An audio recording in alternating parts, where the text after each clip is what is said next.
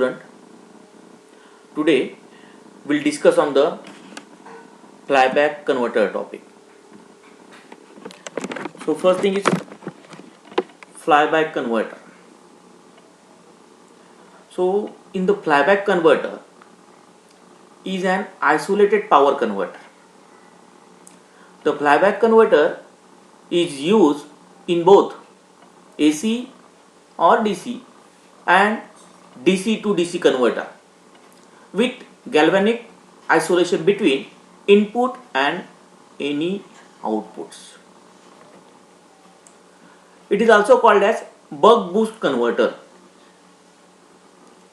So galvanic isolation means what? Galvanic isolation is a principle of isolating functional sections of electrical system to prevent current flow. No direct conduction path is permitted. Galvanic isolation is used where two or more electric circuits must communicate, but their grounds may be at different potentials.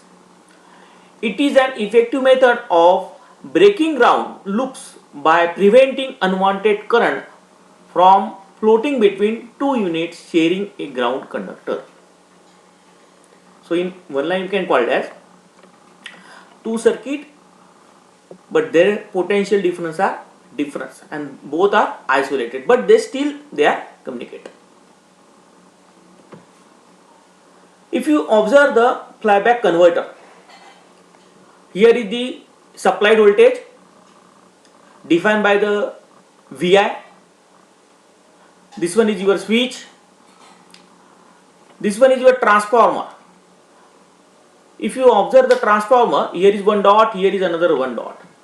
It indicates this side is your primary winding and this side is your secondary winding. But this dot, it indicates the direction of winding in primary and the secondary is not same. It is not same. So that's why in the this dot in primary side, it indicates it is in upward direction, and this dot indicates it is a downward direction. So this is nothing but your ferrite core high frequency transformer. Ferrite core high frequency transformer. So based on this switch, the operation will be done. Another one, this in secondary side, here is one diode, capacitor, and load is connected. Load is connected. Now we'll see how the flyback converter will work.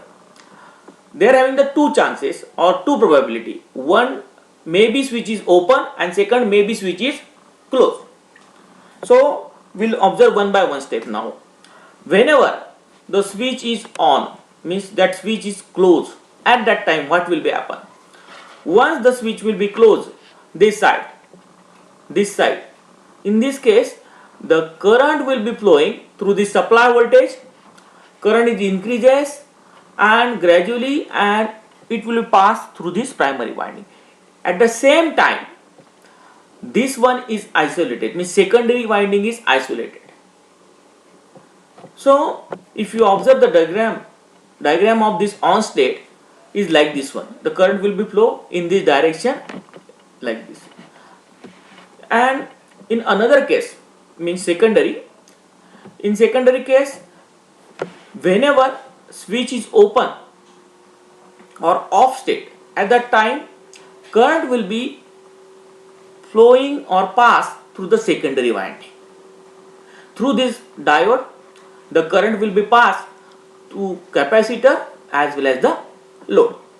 So let us discuss how the on states. When the switch is closed, shown the previous light, the primary of the transformer directly connected to the input voltage source.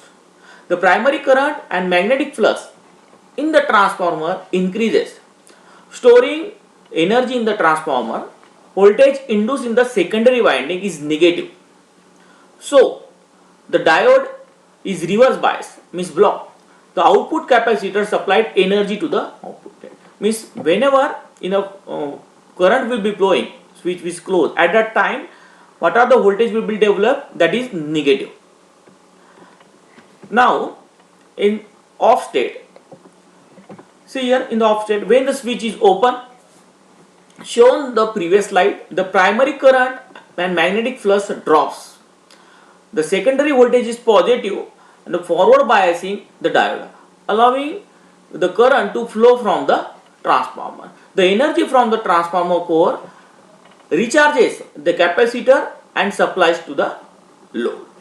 See, in the very first case, whenever the current will be induced, at that time their polarity of this plus and minus, this side primary inductors, and whenever it will be reversed, at that time it is minus and it is plus, minus and plus. So in first case what happened, the voltage will be occur as a minus supplied voltage, and in second case it is a plus. Then there are three ways to generate output voltage. The first is to use optocoupler on the secondary circuit to send signal to the controller. The second is to wind a separate winding on the coil, relay on the cross regulator of the design. Third consists of sampling the voltage amplitude on primary side during the discharges referred to the standing primary DC.